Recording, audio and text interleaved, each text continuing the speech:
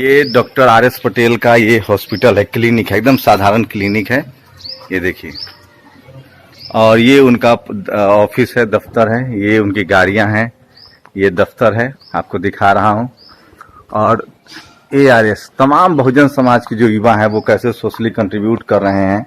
एक सफल कैरियर है डॉक्टर आर.एस. पटेल का।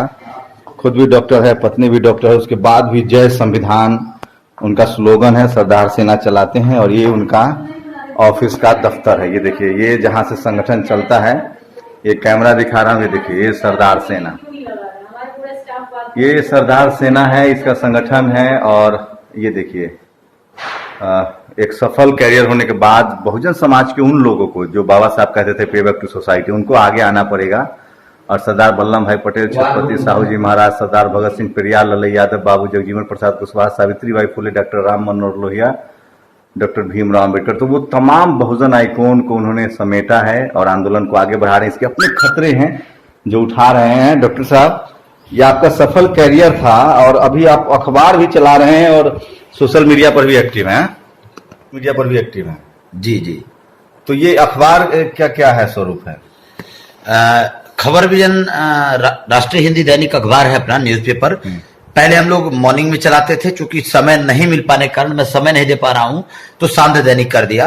पिछले 2 सालों से न्यूज़पेपर अपना सांध्य दैनिक है। 3 साल हम लोग उसके पहले चलाए मॉर्निंग में, 5 साल हो गया अखबार को रन कराते हुए।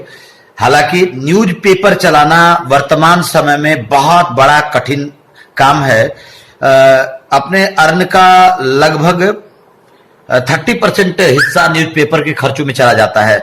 लेकिन न्यूज़पेपर चलाने का सिर्फ उद्देश्य ये है, संगठन चलाने का सिर्फ उद्देश्य ये है कि हमारे लोगों का जो विचार है वो गोदी मीडिया छापती नहीं। जो मोदी मीडिया है वो बिल्कुल, वैसे गोदी मीडिया कहना गलत है, सीधे मोदी मीडिया में कहता हूं कि मोदी मीडिया हमारे विरोधी है। तो हमारे अपने बहुजन विचारधारा पर चलने वाले लोगों के लिए हमने अखबार खोला है और उस अखबार के संस्थान को लेकर के अखबार पूरे पूर्वांचल में रन कर रहा है। उसके माध्यम से अपने लोगों के विचार, वास्तविक विचार को हम समाज से आप किस तरह की मदद की उम्मीद कर रहे हैं? समाज से मदद का विशेष अगर कहें तो सिर्फ यह कि जो हमारे नेतृत्व करने वाले लोग हैं, जो नेता हैं, वो हमारे लोगों को संरक्षण दे। बहुजन समाज के कार्यकर्ताओं को बहुजन समाज के नेता संरक्षण नहीं दे पा रहे हैं, वो संरक्षण देने की जरूरत है। यही समाज से उम्मीद है। हमारा समाज तो हमेशा खड़ा है, लेकिन ये लोग खड़ा होकर के भी बहुजन समाज के लोगों को भरे बाहों में, आगोश में ले नहीं पा रहे हैं। ये हमारे नेताओं की कमी है। तो देखिए, एक सफल कैरियर था और इसीलिए मैं कह रहा हूं, ये लड़ाई ठेला वाला, रिक्शा वाला, खोमचा वाला नहीं लड़ेगा, क्योंकि उसको शिक्षा से वंचित रखा गया है।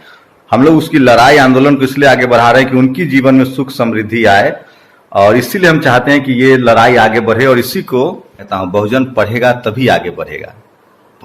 गुलामी को काटने का एक ही मात्र तरीका है, स्कूल कॉलेज। इसीलिए तक्षशिला, नालंदा, जो मैं आपको कल बता रहा था, जब भारत सोने की चिड़िया थी, जब भारत विश्व गुरु था, जब सम्राट अशोक का राज था, उसी को विश्व गुरु कहते हैं, उसी को सोने की चिड़िया कहते हैं। जब छत्रपति साहू जी महाराज का दौर था, और इसलिए 17-18 यूनिवर्सिटियां थी। जब फायान, हिंसांग, दुनिया के लोग पढ़ने आते थे, तक्षशिला, नालंदा, विक्रमशिला, उसी को खत्म किया गया। और आज जो लोग मनुवादी हैं, जातिवादी हैं, वो सरकारी स्कूल खत्म कर रहे हैं, क्योंकि आपके बच्चे प्राइवेट स्कूल में आ सकते। तो जब पढ़ेगा बहुजन तभी बढ़ेगा। ये देखिए, वंचित नायक, ये किताब भी डॉक्टर साहब ने लिखी है, आर.एस. पटेल साहब ने। और ये सरदार विजन, ये पत्रिका है, ये पाक्षिक है, महीने का है या वीकली है? त्रैमासिक है, 3 महीने पर आती है। इसका सब्सक्रिप्शन आपको लेना चाहिए आप लोगों को। कोई वेबसाइट है इसका डॉक्टर साहब? www.sardarsena.com पे है, www.sardarsena.com।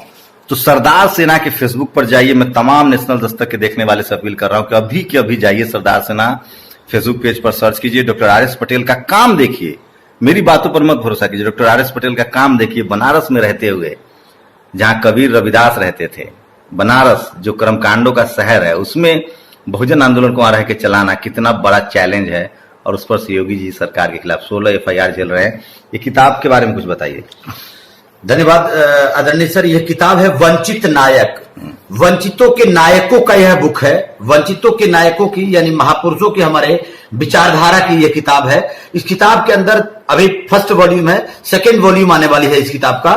इसमें वंचित महापुरुषों के 10 महापुरुषों की संक्षिप्त जीवनी दिया गया है 1, 2, 3, 4, 5 पेजों में, कि कम से कम लोग पहले पढ़े। हल्का सा पढ़ेगा तो मैं दावे के साथ कहता हूं कि किताब के 1-2 पेज को पढ़ने से आदमी की किताब पढ़ने की, व्यक्ति को किताब पढ़ने की चेष्टा जाग जाएगी, उस महापुरुष के जानने के बारे में चेष्टा जागेगी, उनको भूख पैदा हो जाएगी और वो पढ़ेंगे। फिर इस किताब की सबसे बड़ी खासियत है, इसमें 394 आर्टिकल्स, संविधान के 394 आर्टिकल्स लिखे गए हैं। 395-94 आर्टिकल्स का संक्षिप्त ज्ञान दिया गया है कि कौन से आर्टिकल्स में क्या है। संविधान को लोग पढ़ना चाहता है, लेकिन संविधान को इतनी मोटी किताब को देखते ही हमारे लोगों को बुखार चढ़ जाता है। तो सबसे पहले जानना जरूरी यह है कि संविधान के कौन से आर्टिकल्स में क्या है। तो इस पतली से किताब में यह दिया गया है कि 394 में यह है, 398 में यह है, 392 में यह है, 370 में यह है, 201 में यह है, 194 में यह है। पूरी तरीके से इसमें दिया गया है कि कहां क्या है। तो उद्देश्य किताब का सिर्फ यह है कि गांव गांव तक पहुंचाना संविधान की संक्षिप्त जानकारी, जिसको कह सकते हैं कॉन्स्टिट्यूशन जनरल लॉ। तो देखिए, डॉक्टर आर.एस. पटेल ओबीसी समाज से हैं और लगातार मैं हैरान हूं, परेशान हूं, और मुझे इस बात का गुमान हो रहा है अब कि जो रास्ता मैंने चुना है उसके राहगीर 1-2 नहीं, लाखों करोड़ों लोग हैं इस देश में। जरूरत है इस मीडिया को मजबूत करने की, सोशल मीडिया को मजबूत करने की और एक दूसरे से जुड़ने की। मैं लगातार कोशिश कर रहा हूं कम से कम देश के बहुजनों को तो इकट्ठा कर पाऊं, एक प्लेटफॉर्म पे ला पाऊं।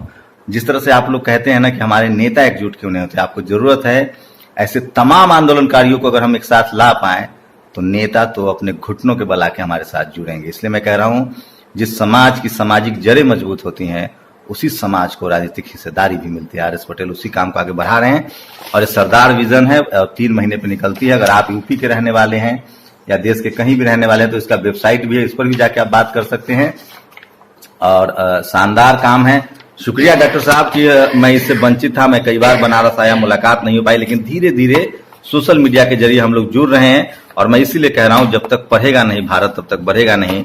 और जो पढ़ा लिखा तबका है, जो खाता पीता तबका है, जो रसूखदार तबका है, उसको समाज के लिए नहीं तो कम से कम अपने आने वाले नस्लों के लिए सड़कों पर निकलना होगा, आवाज बननी पड़ेगी, संविधान को आगे बढ़ाना होगा। क्योंकि अगला खतरा किसी किसान के बेटे के, किसी मजदूर के बेटे को जातिवाद से नहीं है।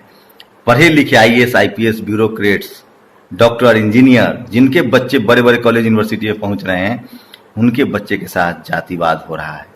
इसलिए निकलिए घरों से, इस देश को बेहतर बनाइए, संविधान लागू करवाइए और अपने आने वाली नस्लों को भी सुरक्षित कीजिए। शुक्रिया सर हमसे बात करने के लिए और इतनी सारी जानकारी देने के लिए। लोगों को जो कॉलेज में है, यूनिवर्सिटी में है, जो बिजनेस में है, जो डॉक्टर है, इंजीनियर हैं, उनको आगे आके लड़ना पड़ेगा। क्योंकि डॉक्टर अम्बेडकर अगर विदेश से पढ़ के नहीं आते तो आंदोलन नहीं चला पाते। इसलिए जो बहुजन समाज का पढ़ा लिखा तबका आप घरों में बैठा हुआ, अगर उसको लगता है कि वो जातिवाद से बच जाएगा तो वो गलतफहमी में है। क्योंकि अब जो जातिवाद है वो गांव में नहीं है, वो मल्टी स्टोरीज बिल्डिंग में है, शहर में, मीडिया, जुडिशियरी, ब्यूरोक्रेसी, बिजनेस और सरकारी नौकरियों में है। और आपके बच्चे सुरक्षित नहीं रहेंगे, उनका एक लब की तरह अंगूठा काटा जाएगा, उनका नंबर काटा जाता है। इसलिए जरूरी है कि जो SC, ST, OBC माइनॉरिटी का पढ़ा लिखा तबका है, जो रसूखदार तबका है, जो खाता पीता तबका है, उसको अपने ठेला वाला, खोमचा वाला, किसान, मजदूर, गरीब की आवाज बननी पड़ेगी। और R.S. पटेल वही कर रहे हैं और तमाम संसाधनों के बाद सेक्रीफाइस करते हुए, वो जीवन को खतरे में डालते हुए बहुजन समाज की आवाज को आगे उठा रहे हैं। उम्मीद है जब तक बहुजन समाज की जो बहुजन आइकॉन है, उनकी वजह से उम्मीद है कि समाज ऐसे ही बढ़ता रहेगा, जुड़ता रहेगा।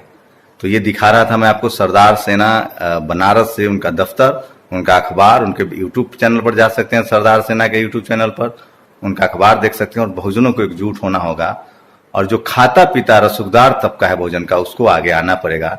तभी इस देश को मजबूत बनाया जा सकता है, तभी संविधान को पूरी तरह से लागू कराया जा सकता है। आप लोग भी अपनी प्रतिक्रिया जरूर दीजिए। शुक्रिया। नेशनल दस्तक की आपसे गुजारिश है कि अगर इसको बचाना चाहते हैं तो नेशनल दस्तक को सब्सक्राइब करने के लिए रेड कलर के सब्सक्राइब बटन को दबाएं, फिर बेल आइकन की घंटी दबाएं। नेशनल दस्तक को बचाने के लिए बहुत जरूरी है कि हर खबर को शेयर करें, लाइक करें, कमेंट जरूर करें।